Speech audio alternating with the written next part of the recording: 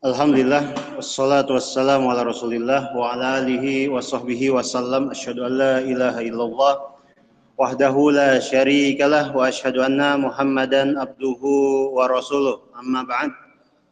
Pagi hari ini seharusnya jadwal Al-Ustadz Abdurrahman hafizahullah ta'ala, tapi karena beliau sedang safar maka kekosongan ini kita ganti dengan melanjutkan kembali pembahasan tentang mereka yang diberi kabar gembira dengan surga. Orang-orang yang telah diberi kabar gembira sebagai penghuni-penghuni surga. Pada pagi hari ini kita akan membahas salah satu di antara mereka, yaitu sahabat Abdullah bin Salam. Abdullah bin Salam.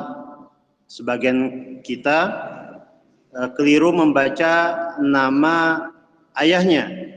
Ada yang membacanya Abdullah bin Salam. Ini keliru. Yang betul adalah Abdullah bin Salam.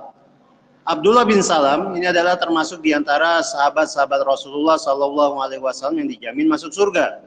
Dan ini diketahui karena ada salah satu hadis sahih yang sampai kepada kita dari sahabat Sa'ad bin Abi Waqqas radhiyallahu anhu. Sahabat Sa'ad bin Abi Waqqas radhiyallahu anhu. Jadi seorang sahabat yang diberi kabar gembira dengan surga menceritakan kepada kita tentang sahabat Rasul lainnya yang diberi kabar gembira dengan surga. Sa'ad bin Abi Waqqas telah dijamin dengan surga, telah diberi kabar gembira dengan surga. Menceritakan tentang sahabat lainnya yaitu Abdullah bin Salam yang telah diberi kabar gembira juga dengan surga. An Sa'ad bin Abi Waqqas radhiyallahu anhu, dari sahabat Sa'ad bin Abi Waqqas radhiyallahu anhu qala, beliau mengatakan, ma sami'tun nabiyya sallallahu alaihi wasallam yaqulu li ahadin yamshi 'alal ardi innahu min ahlil jannah illa li Abdullah ibn Salam.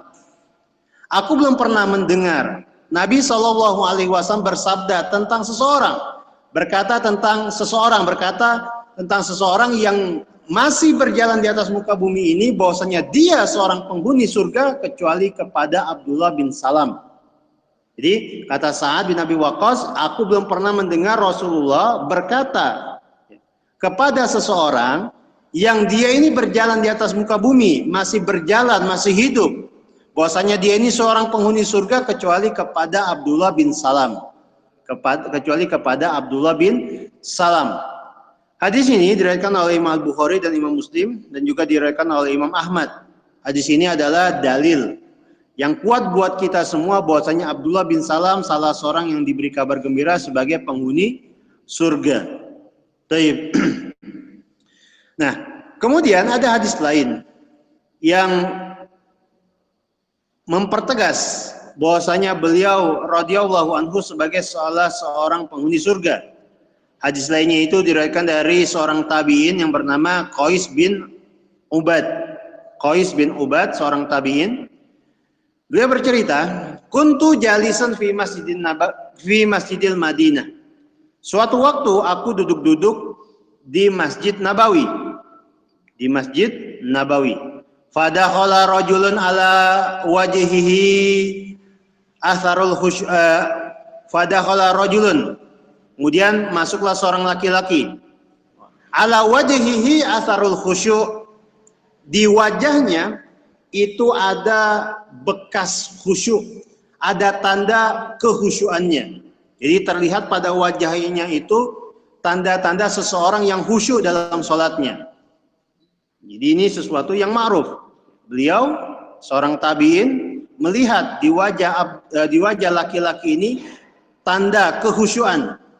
Faqalu, kemudian ketika laki-laki ini masuk ke Masjid Nabawi, orang-orang yang ada dalam masjid berkata kepadaku, hada rajulun min ahli jannah. Laki-laki ini termasuk di antara penghuni-penghuni surga. Fa shalla raka'ataini tajawwazaha fihima. Kata Qais, laki-laki tersebut kemudian sholat 2 rakaat. Sholat 2 rakaat yang dalam 2 rakaat yang ia kerjakan itu dikerjakan dengan ringan. Jadi 2 rakaat dikerjakan secara ringan. Tsumma kharaja, setelah 2 rakaat selesai dikerjakan oleh laki-laki tersebut, dia pun keluar. Wa tabi'tuhu, dan aku pun mengikutinya. Jadi oleh Qais disusul laki-laki ini. Fakultu, kemudian aku berkata kepadanya, innaka hina dakhaltal masjid, qalu hadza rajulun min ahli jannah. Sesungguhnya engkau tadi ketika masuk masjid, orang-orang pada bilang, engkau ini seorang penghuni surga. Engkau ini seorang penghuni surga. Maka laki-laki tersebut berkata, wallahi demi Allah, ma yambaghi li ahadin an yaqula ma la ya'lam. Tidak sepantasnya bagi seseorang untuk berkata tentang apa-apa yang dia tidak ketahui. Jadi laki-laki ini menyanggah ucapan orang-orang, mengoreksi ucapan orang-orang. Nggak pantas. Seseorang itu berkata tentang sesuatu yang dia tidak ilmui, yang tidak dia ketahui dengan pasti. Wasa'uhaddithuka limadza, dan sekarang akan kuceritakan kepadamu kenapa orang-orang berkata begitu. Kenapa orang-orang bilang begitu kepadamu tentang aku? Jadi, ra'aitu ru'yan ala ahdin Nabi sallallahu alaihi wasallam faqasastuha alaihi. Di masa Rasulullah masih hidup, aku pernah bermimpi. Lalu mimpiku itu kuceritakan kepada Rasulullah. Mimpi tersebut kuceritakan kepada Rasulullah. Nah, ini diantara kebiasaan sahabat-sahabat Rasulullah. Mereka itu kalau misalnya mendapatkan mimpi dalam tidur mereka menceritakan kepada Rasulullah. Dan biasanya Rasulullah akan menafsirkannya, akan memberikan takwilnya. Rasulullah sendiri biasanya kalau misalnya habis sholat subuh, beliau zikir. Beliau berzikir sampai selesai, kemudian beliau tidak beranjak pergi sehabis zikir beliau. Beliau memandang sahabat-sahabat beliau yang masih hadir di masjid, sambil menunggu matahari terbit, kemudian beliau bertanya kepada mereka, siapa di antara kalian yang semalam bermimpi?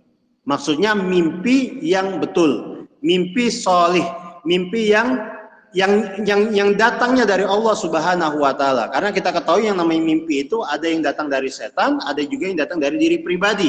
Ya, selain datang dari Allah Subhanahu wa taala. Mimpi yang bisa ditafsir adalah mimpi yang datang dari Allah.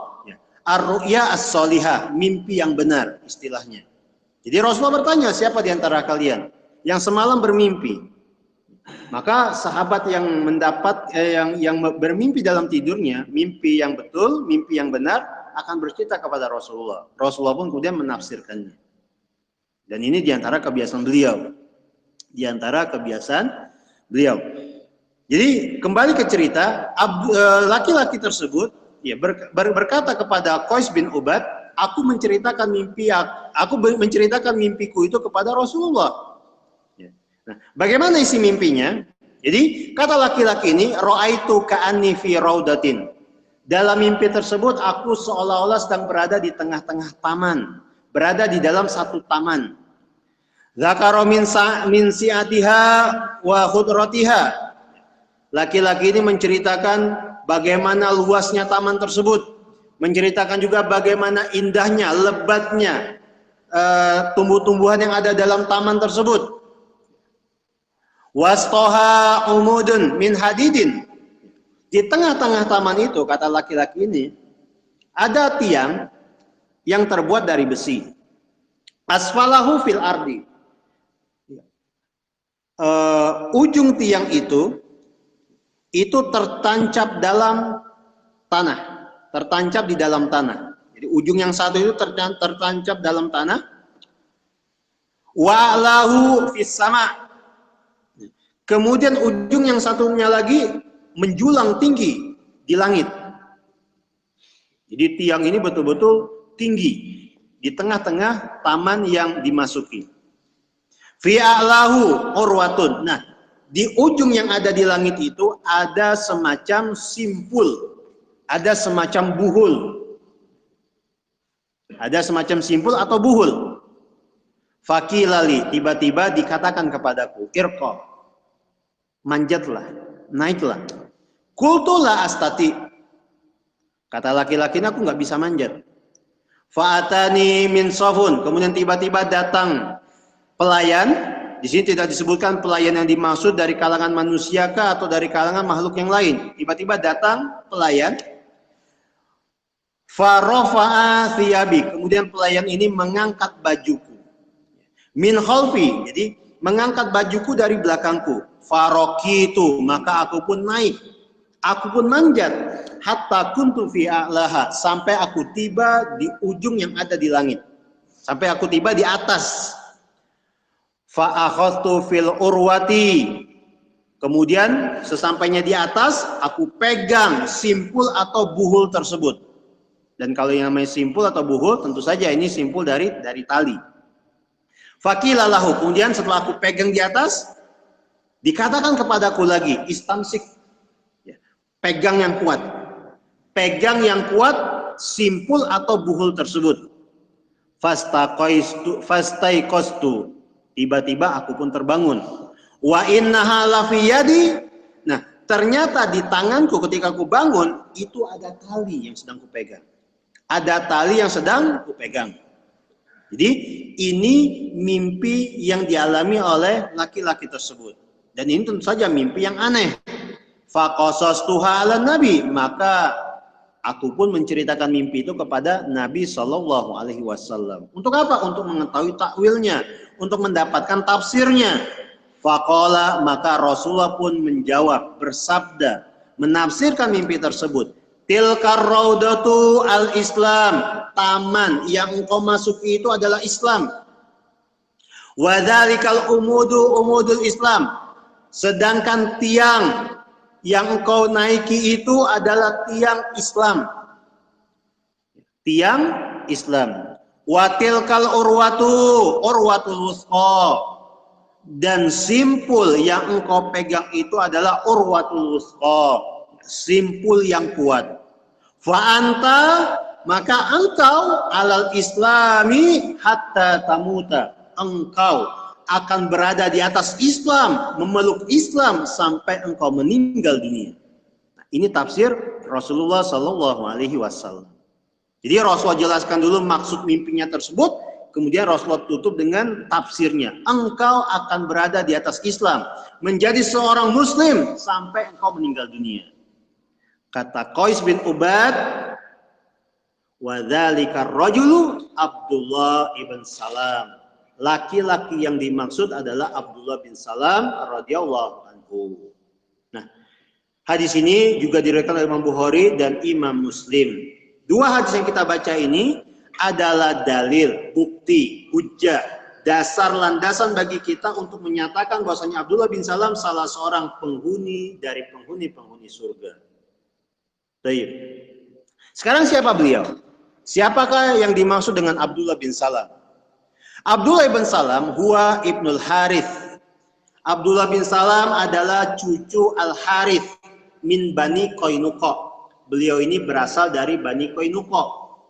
Bani Qainuqa ini salah satu kabilah dari kabilah-kabilah Yahudi yang ada di kota Madinah.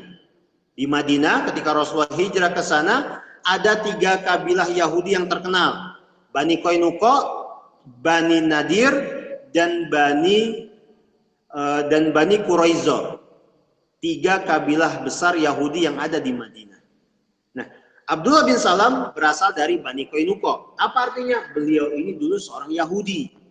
Beliau ini seorang Yahudi dan bukan sembarang Yahudi. Wahum min dzurriyyati Yusuf As-Siddiq. Bani Qainuqa secara khusus, kabilah ini sendiri adalah orang-orang yang berasal dari keturunan Nabi Yusuf As-Siddiq. Nabi Yusuf alaihissalam. Di sini disebutkan julukannya As-Siddiq. Ya. Nabi Yusuf adalah orang yang jujur dalam keimanannya. Jadi Bani Qainuqa, mereka ini adalah Yahudi-Yahudi yang garis nasab mereka itu nyambung ke Nabi Yusuf alaihissalam. Ingat, Nabi Yakub, ayahnya Nabi Yusuf itu punya 13 orang putra. Dari 13 orang putra ini masing-masing akan memberikan keturunan yang banyak untuk Nabi Yakub. 12 keturunan Nabi Yakub inilah yang kemudian menjadi 12 suku Bani Israel. Nah, salah satunya dari keturunan Nabi Yakub, dari Nabi Yusuf alaihissalam. Nah, Bani Qainuqa diantaranya. Hum min dzurriyyati Yusuf. Mereka ini keturunan Nabi Yusuf alaihissalam. Wa kana minal khulafa'il Khazraj minal Ansar. Bani Qainuqa ini dulu sebelum orang-orang Ansor masuk Islam, mereka ini salah satu sekutu orang-orang Khazraj. Siapa itu Khazraj? Khazraj ini adalah orang-orang Arab yang menjadi penduduk asli Madinah. Penduduk asli Madinah itu terdiri dari dua suku. Ingat, orang Arab yang menjadi penduduk asli Madinah itu terdiri dari dua suku. Suku Aus dan suku Khazraj. Mereka ini berasal dari nenek moyang yang sama. Kemudian terjadilah sengketa di antara mereka. Lalu terjadilah perang bertahun-tahun lamanya. Namanya Perang Bu'ad. Perang Bu'ad ini perang antara Aus dan Khazraj. Bayangkan, satu keturunan tapi berperang satu sama lain. Nah, ketika mereka berselisih, bersengketa seperti itu, orang-orang Yahudi yang ada di Madinah mengompori mereka. Kemudian masing-masing Yahudi yang ada, masing-masing kabilah Yahudi yang ada di Madinah memihak salah satu pihak. Ada yang memihak Khazraj, ada yang memihak Aus.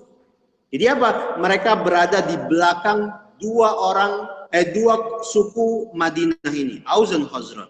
Berperang ratusan tahun bahkan. Dan memang seperti ini Yahudi. Mereka itu pintar tapi sedikit. Dengan kekuatan akalnya, mereka itu memperkeruh suasana sehingga mereka menjadi dikjaya. Menjadi apa? Pemenang. Orang diaduin, habis itu dia menang. Nah ini orang-orang Yahudi. Jadi Aus dan Khazraj itu ditunggangi oleh mereka. Masing-masing itu bersekutu dengan salah satu pihak. Ada yang bersekutu dengan Aus, ada yang bersekutu dengan Khazraj. Terjadilah perang antara Aus dan Khazraj bertahun-tahun lamanya. Bertahun-tahun lamanya. Perang, habis itu damai. Habis itu perang lagi, damai lagi. Terus begitu. Sampai kemudian datang Islam. Sampai kemudian Rasulullah melalui Islam mempersatukan mereka. Ketika mereka berhasil dipersatukan oleh Islam, mereka bersaudara di atas Islam, kemudian hilang semua sengketa yang ratusan tahun lamanya itu, orang-orang Yahudi nggak terima. Orang-orang Yahudi nggak suka. Mereka apa? Hasad terhadap Rasulullah. Mereka dendam terhadap Rasulullah Shallallahu Alaihi Wasallam. Jadi kalau misalnya sekarang kita lihat di satu peristiwa, satu kejadian, satu pergolakan politik, ada yang menunggangi dari kalangan orang-orang Yahudi, nggak usah heran. Di dalam sejarah yang begitu tuh udah biasa. Kitanya aja yang buta sejarah, kitanya aja jarang baca. Hadirnya ke kajian-kajian yang serem-serem, kayak gitu. Nah, dari dulu kejadian seperti ini. Polanya tuh sama. Wa kana min khulafail Khazraj minal Ansor. Bani Qainuqa ini bersekutu dengan Khazraj untuk memerangi Aus. Orang-orang Aus bersekutu dengan Bani Quraiza untuk memerangi Khazraj. Nah, di antara orang-orang Yahudi itu dulu adalah Abdullah bin Salam. Yukanna bi Abil Harith. Beliau ini dikunyai dengan Abul Harith. Kunyah beliau adalah Abul Harith. Wa kana min ahbaril Yahud. Dulu sebelum masuk Islam, Abdullah bin Salam ini adalah salah satu di antara ulama-ulama Yahudi. Jadi bukan sembarang Yahudi. Ulamanya. Salah satu ulama-ulama Yahudi yang ada di Madinah. Nah, sebagai catatan, kalau istilah untuk ulama dari kalangan Yahudi itu habrun. Habrun jamaknya ahbar. Kalau istilah ulama untuk kalangan orang-orang Nasrani itu rohib, jamaknya ruhban. Jadi jangan sampai lupa istilah ini. Ada ahbar berarti dari kalangan Yahudi, ada ruhban berarti dari kalangan Nasrani. Ada habrun dari kalangan Yahudi, ada rohib dari kalangan Nasrani. Nah, wa aslama indama hajaran Nabi sallallahu alaihi wasallam min Makkah ila Madinah. Nah, Abdullah bin Salam ini ketika Rasulullah hijrah ke Madinah dari Mekah, beliau masuk Islam. Ketika seorang Yahudi masuk Islam, maka dia nggak bisa lagi disebut sebagai seorang Yahudi. Dia disebut sebagai Muslim, mukmin. Bahkan nisbatnya pun bukan al-Yahud, tapi apa? Israeli. Karena beliau mengikuti kebenaran, mengikuti al-haq. Rasulullah datang ke Madinah, beliau pun masuk Islam. Nah, cerita tentang keislaman beliau ini menarik. Yaqulu radhiyallahu anhu, beliau bercerita bagaimana beliau masuk Islam. Lamma qadiman Nabi sallallahu alaihi wasallam al-Madinata in jafala an-nasu alaihi. Ketika Rasulullah tiba di Madinah, maka manusia itu terguncang. Maksudnya manusia di sini orang-orang Yahudi. Mereka terguncang. Nabi yang mereka ceritakan itu datang ke Madinah, ke kota mereka. Jadi orang-orang Yahudi ini dari dulu sering cerita kepada orang-orang Ansor, orang-orang Aus dan Khazraj. Nabi, akan ada nabi di zaman sekarang. Kalau nabi itu muncul, kami akan bersama nabi itu memerangi kalian sebagaimana dulu kaum Ad dan Thamud diperangi. Jadi orang-orang Yahudi sudah sesumbar, kami akan bersama nabi itu. Kami akan memerangi kalian wahai orang-orang Arab yang menyembah berhala-berhala sebagaimana dulu orang-orang Ad diperangi oleh Allah. Jadi udah seperti itu, sesumbar, mengancam dan seterusnya.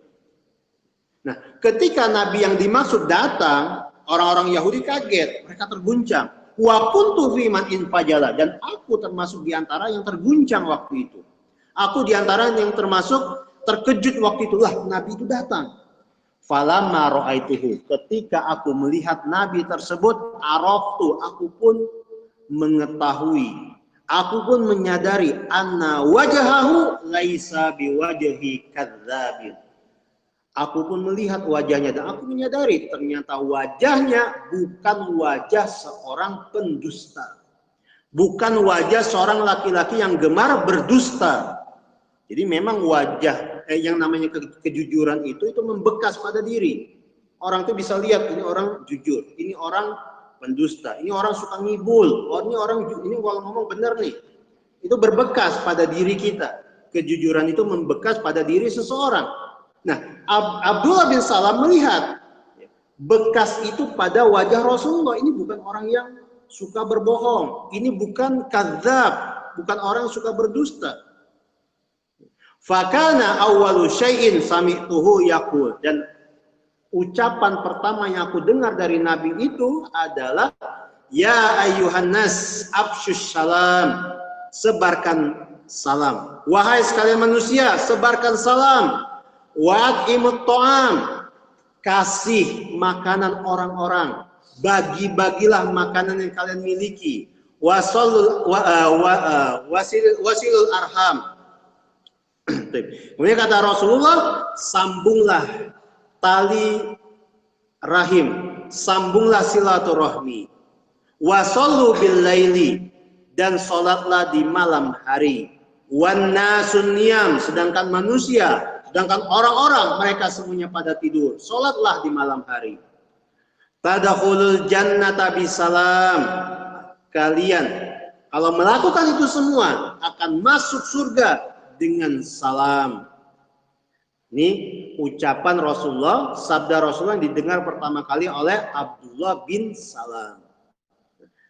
Dan sabda Rasulullah ini ma'ruf, kita sering dapati para asatidzah menyebutkannya untuk mendorong kita, memotivasi kita untuk menyebarkan salam kepada siapa saja yang kita temui, baik itu yang kita kenal ataupun yang tidak kita kenal. Memotivasi kita untuk apa? Untuk bagi-bagi makanan, untuk ngasih minuman orang-orang. Jangan pelit, jangan bahil, jangan kikir, bagi-bagi makanan yang kita miliki meskipun sedikit. Kemudian juga dalam hadis ini ada anjuran dari Rasulullah yang sering diulang-ulang oleh asatidzah kita untuk apa? Untuk menyambung tali silaturahmi. Menyambung tali silaturahmi itu adalah menghubungi kerabat-kerabat kita yang masih punya hubungan darah, yang memang dia itu memutuskan hubungan dengan kita, disambung, dicari, disambung, dihubungi, dikontak dan seterusnya. Dan tentu saja sholat di malam hari, sholat tahajud di malam hari, qiyamul lail, sebagaimana yang biasa kita lakukan di bulan Ramadan kemarin. Nah, ini sabda pertama Rasulullah yang didengar oleh Abdullah bin Salam. Kemudian Abdullah bin Salam melanjutkan, "Tsumma jaa ilaihi." Kemudian Abdullah bin Salam mendatangi secara khusus Rasulullah. Jadi datang secara privat, mendatangi Rasulullah. Langsung ketemu Rasulullah 4 mata. Wa qala. Kemudian Abdullah bin Salam berkata kepada Rasulullah, "Asyhadu annaka Rasulullah." Aku persaksikan, aku bersyahadat bahwasanya engkau betul-betul utusan Allah. Wa annaka jita bihaqqin, engkau datang membawa sesuatu yang hak. Wa qad alimta, wa qad alimat yahudu anni sayyiduhum.